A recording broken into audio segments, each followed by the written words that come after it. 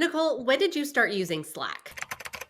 Well, I've worked in the technology world for a while and in the startup world for a while, and that was really Slack's like major market when they started. So it was a long time ago. But I'm shocked to know that a lot of people don't know what Slack is. Or they just have decided that they're bombarded with things, right? Like right now, I'm working off of Slack, Discord, Circle, Asana, and Airtable, and like I does know the list go on? there needs to be like a standard package for every startup. Well, it's funny because in our company we have very specific tech stack that we use and everyone uses that. But when you start working like us as fractionals, or even an agency with different companies that have different tech stacks, we end up using every single product that's out there at some point or another.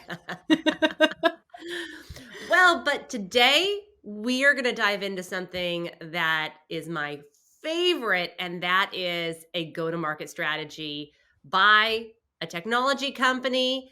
And this one's going to shock you. So, with that, let's dive in. This is What the Frac, where we break down marketing trends, strategies, and tactics so that you can do the fun stuff like be creative. We are your fractional team. I'm Tamara.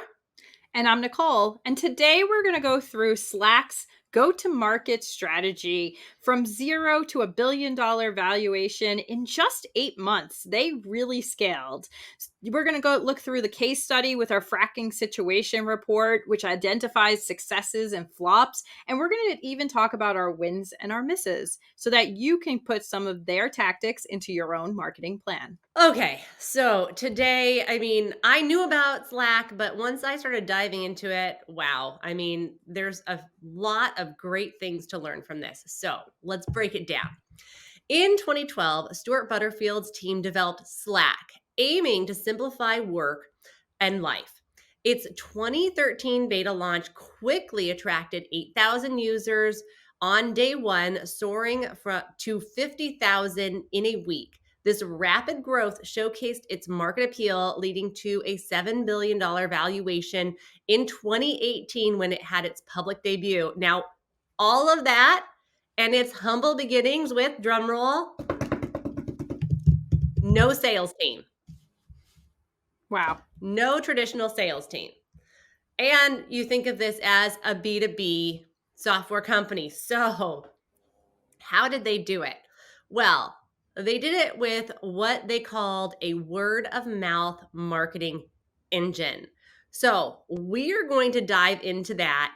But what were their desired outcomes? Well, obviously, rapid customer adoption, low cost acquisition, and a high rate of conversion to paid users. That would be the desired outcomes. And they utilized the word of mouth marketing engine.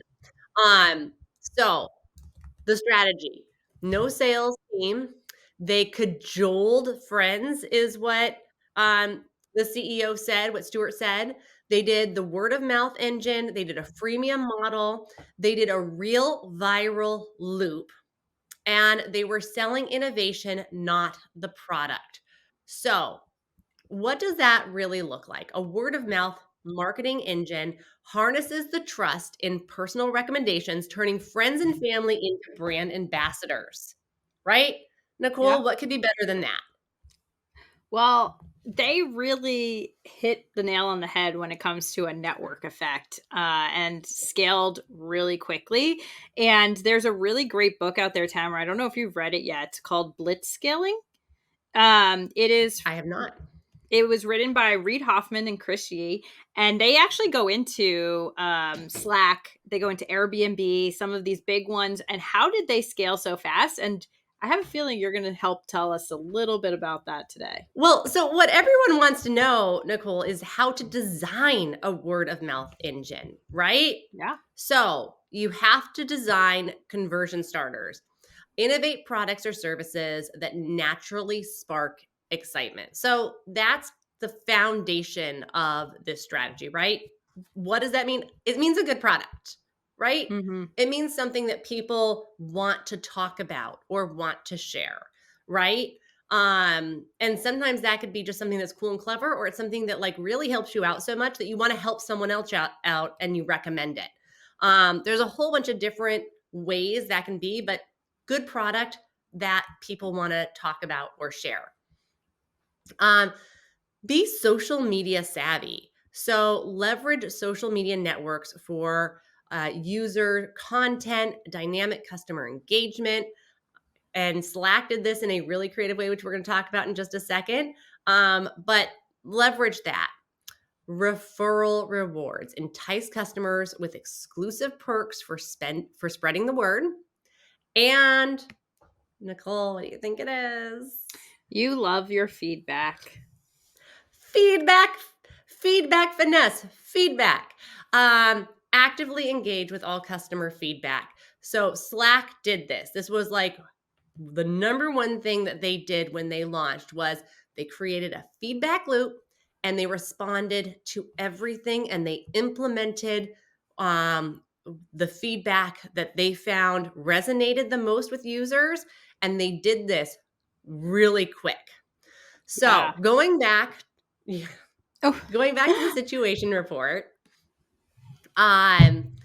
Slack's original community was friends and family. They were trying to get everybody on.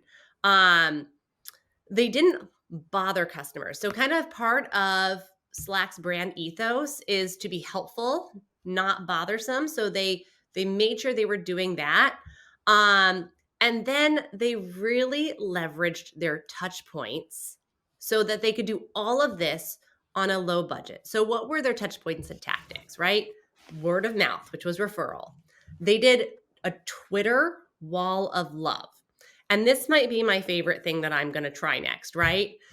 We think of referrals. Everyone's like, get referrals and post them somewhere. Well, they utilize Twitter for feedback and creating this wall of love. So in the beginning, not everything on this wall of love was positive. There was some, critical feedback or people not saying things, but because they responded and they were so responsive to their customers or to people who had negative feedback, this wall of love, this social brand credibility just grew and grew and grew, and it became something that people wanted to participate in.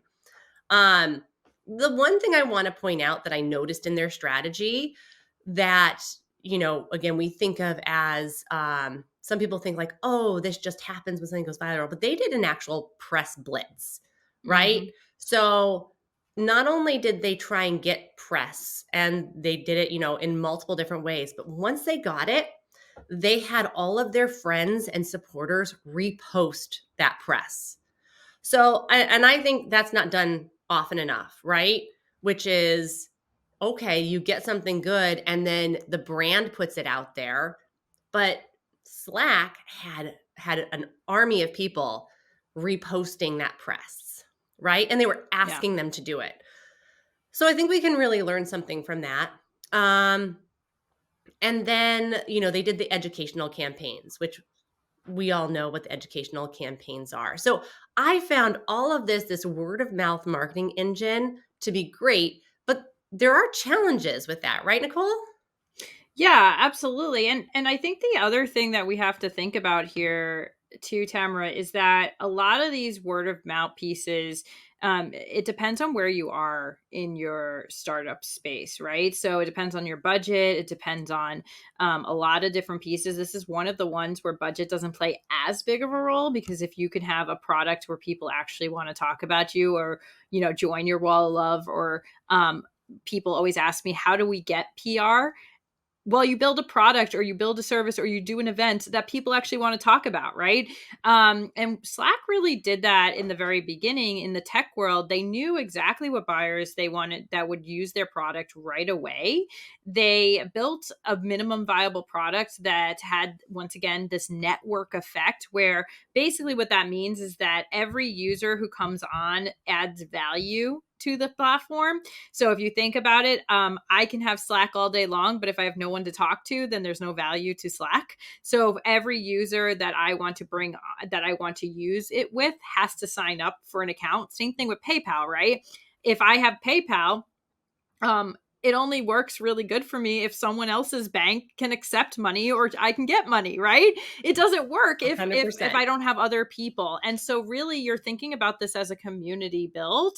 And when you build a community, that's when you start getting word of mouth and referral. So you can't go into this thinking, oh, I'm just going to try to get a bunch of people to say good things. You have to really think about building a community and then making sure the core people in your community are so happy they want to say good things, right?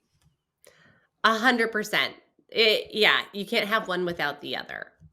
Um, so I was fascinated, Nicole, by one of their strategies, which I call customer service marketing, right? Like you what they did was they catered to their customer, and they utilized it as their actual marketing campaigns, right? So they exceeded expectations in customer service and they made it public.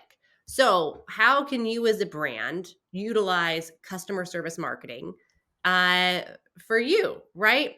So social media support, understand your customer's need and troubleshoot the problems, but you have to set up channels for it, right? Mm-hmm. And creating those safe spaces for customer feedback on social media, you have to be prepared for people who are going to give you critical feedback, and you have to be ready to respond. So by creating that safe space and not getting your feedback where you don't want it, let's just say like on your Instagram page under like random pictures and then just having like, people posting negative things, create a space for it. So therefore people know where to put it, and you don't have this crossover of where you're trying to get like educational content out, and then you also are missing critical customer service needs that you need to respond to, because I don't know about you, Nicole, but like when people are just don't have a place to give feedback and they're posting it everywhere, then you spend your time fighting fires, right? Yeah. And this is a problem in the SaaS world because a lot of SaaS companies don't want to put their phone number on their website anymore or have, this is where chat bots come into play, or town halls where people feel involved in the building of this. There has to be somewhere for people to go to talk about this stuff. 100%. And so, yes, create that safe space. Then, uh, content insight, right? And so you can use the customer service experience to fuel relevant and engaging content creation. You can use customer feedback. You're going to be finding out where people are getting stuck. Then you can create content around that and you can put it out there. You're making it engaging. Um, Buyer persona refinement. So by utilizing your customer service engagement, you're going to refine who your buyer is, and then you can employ customer service feedback to enhance that buyer persona. And then consistent marketing messaging, right? Align your marketing and your customer service for unified communication that is clear to the customer's expectations. So all of that put together, I think really means make sure that you've got a safe space, make sure that you're responding and put the customer first, right? I, You're going to I be getting love that this. feedback. I It's love this. it's And Tamara, what's one of the major brands that built their whole brand off of customer service, this exact model? Do you know it? Are you going to say Salesforce? Who No. I who was going to say Zappos. Oh, yeah, you're right. Their You're whole right. thing was customer service. They even had a whole marketing, a marketing campaign around the fact that someone called in. They said that they would help them with anything, and they called in and asked them to order them a pizza, and they did. They did. And they use that. And there's a lot of people I've talked to who said that they buy from Zappos, not because necessarily any reason other than like, they don't have necessarily the best prices, or they don't necessarily have, the quickest shipping, but they know that when they get a product or they have a problem, their customer service is going to help them. And I think that this really plays into what we were talking about in our troubleshooting episode, which they'll see in 2 days. But where I think as a startup, anytime you have a startup and you have a company, this white glove onboarding service, I don't know, I'm really stuck on it. I like to talk about it a lot with my mentees because I think that that's the best spot for you to get your customers, the people who started with you and who are your like, early adopters, feel really taken care of. They're okay if they have an issue because they know that they can get that issue fixed. They feel a part of building your product. And that was the one thing about Slack, is that everyone was a part of it from like day one.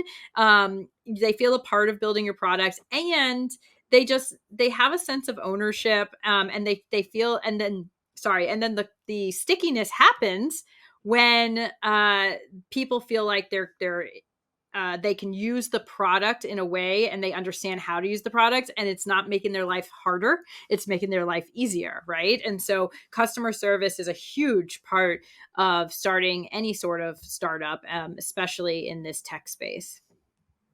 Yeah, 100%. But I don't think that founders or even marketers think about it as much as they think about like the funnels, right? Or They dread the it. every yeah.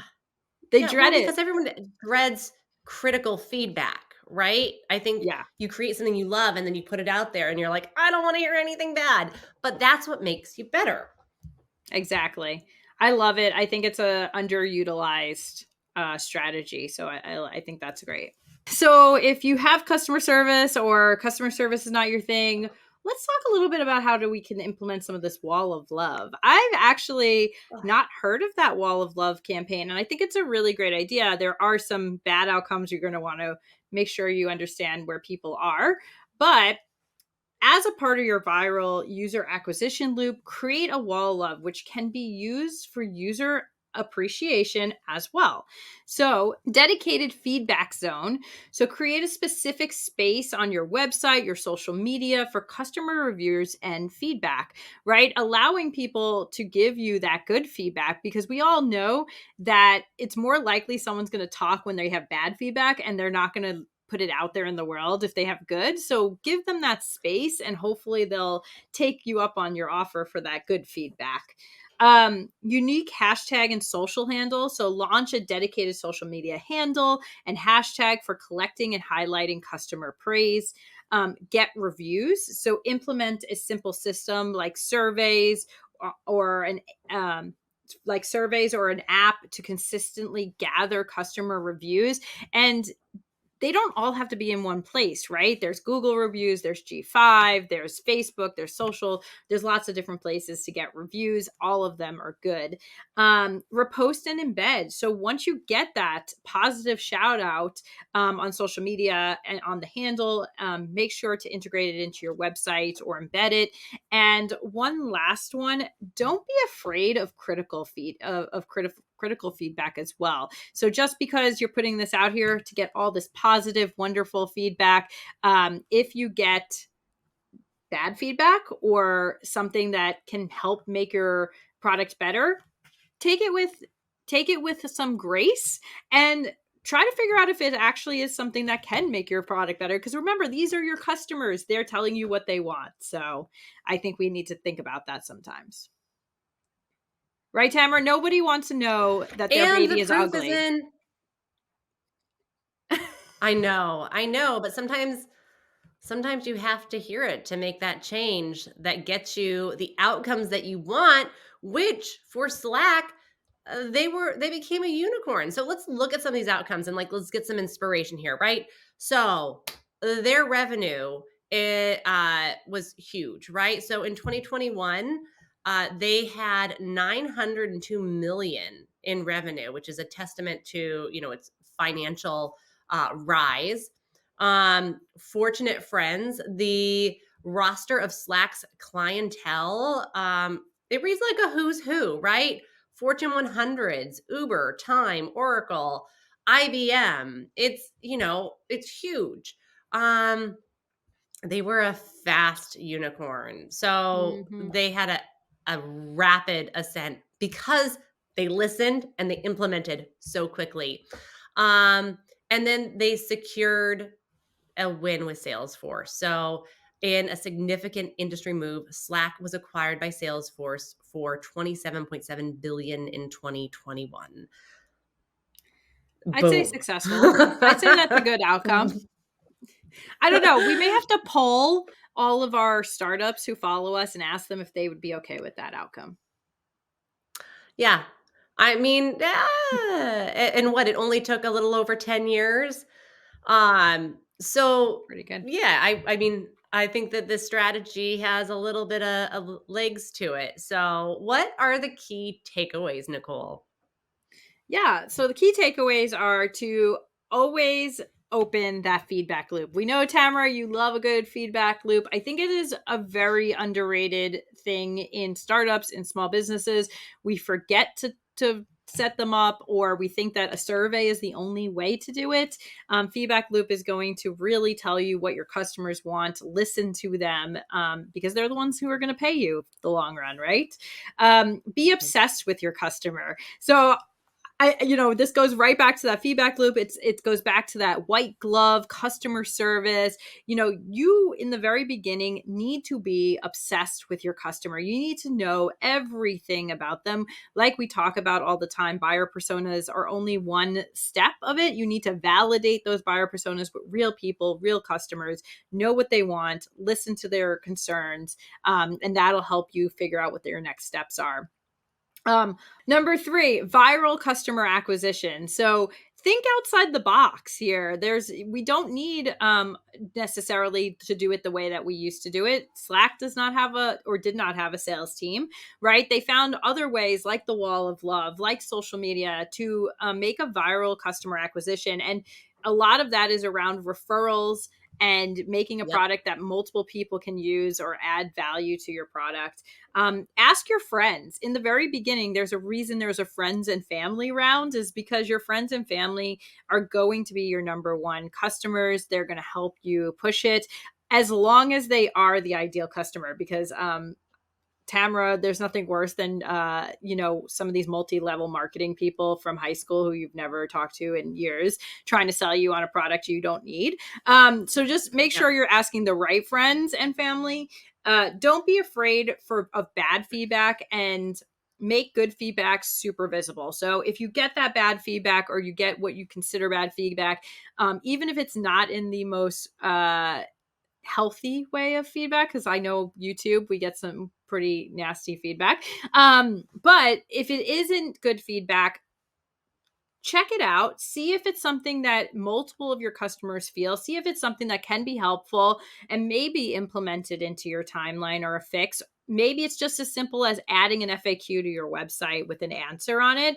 And then the good feedback, when you get that good feedback, make sure it's super visible. Embed it. Put it on your website. Put it on your social media. Have your friends and family push it out on all their channels.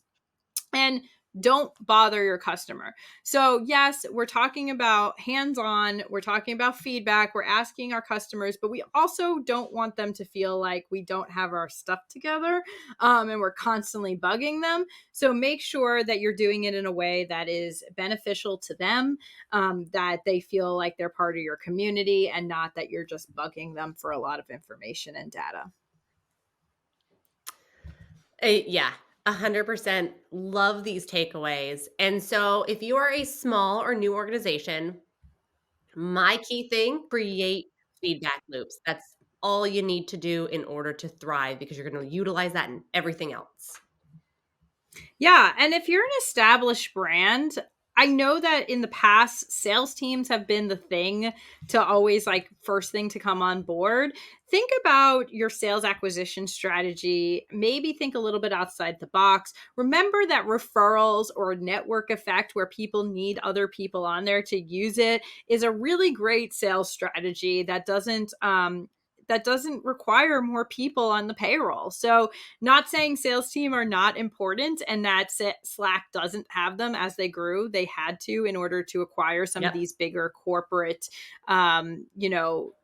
clients. But in the beginning, try to find ways, other sales acquisition strategies like referral, like affiliate, like network effects that can help you build your users larger, build your monthly reoccurring revenue. And then you can kind of start thinking about a sales team and more corporate clients. Perfect. Amazing. I learned so much doing this case study. I think there's so much that we can grab from it. But hopefully, if you can just take one thing from it, it will help grow your startup or your business or get you ready to launch. So, with that, everyone, subscribe to our show, hit that subscribe button, join us on social media, give us your feedback. We'd love to hear it. We'd also love to know if you'd like any special troubleshooting episodes or case studies done. And if you like this deck, if you want to dig more into it, you can download it. The link is in the information below.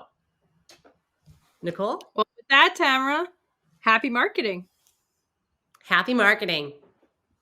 Have a great week, guys.